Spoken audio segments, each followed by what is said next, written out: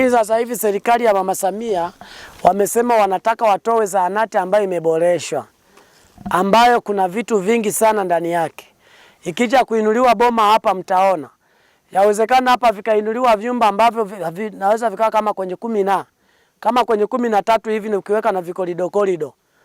Kwa sababu ni zahanati ambayo imeboreshwa. Sasa mimi nimefika pamoja na wataalamu tana pamoja hapa, tumefika kwenye eneo hili la msingi tumeona.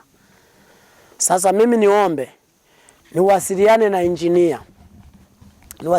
injinia wa halmashauri ili nimuombe aweze kufika hapa kwenye msingi huu, aangalie mahali ambapo kuna nondo moja na zilipaswa kuwepo 2, watindue waongeze nondo, kwa sababu sisi kiki tunachokijenga hapa, tunajenga chombo au zahanati hii ambayo tutatumia sisi na watoto wetu na vizazi vingine vijavyo. Sio tutengeneze zahanati, tujenge zahanati mahali hapa itakayotumika kwa muda mfupi halafu zahanati iwe imeisha. Kwa mimi niombe tukubaliane kwa pamoja, mniamini, niwasiliane na injinia wetu wa halmashauri ili aweze kuja.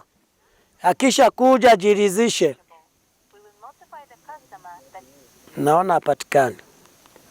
Ngoja nione kama mkurugenzi wetu wa halmashauri kama nani amekaimu. Ngoja nimpigie kaimu mkurugenzi nimueleze. Sawa? Kinachowezekana sasa hivi kiishe sasa hivi. Niweze kumueleza alafu ngoja nione kama tunampata hewani. Wodi shahidi wa sanza ngamye n'umugore wanje tunziro.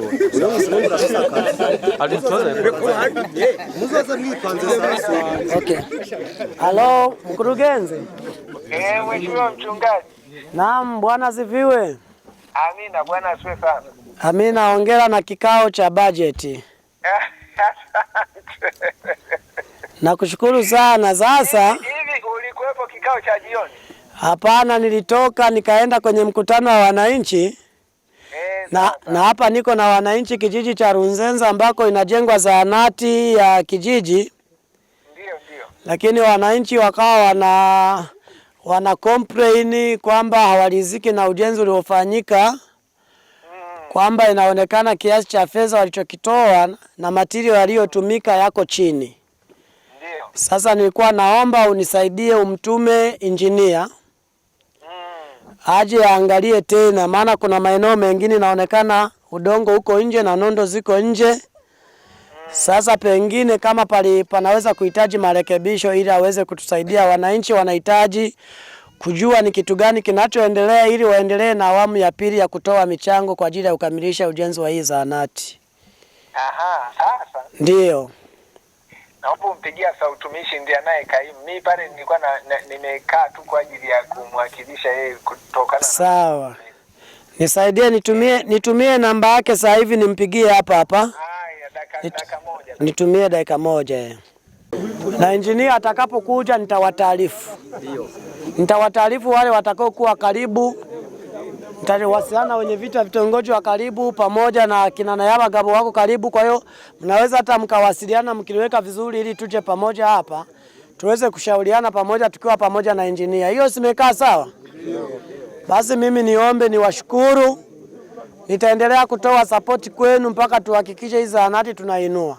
Baada ya kusema haya, Mungu wa mbinguni wabariki. Tuombeane kila laheri.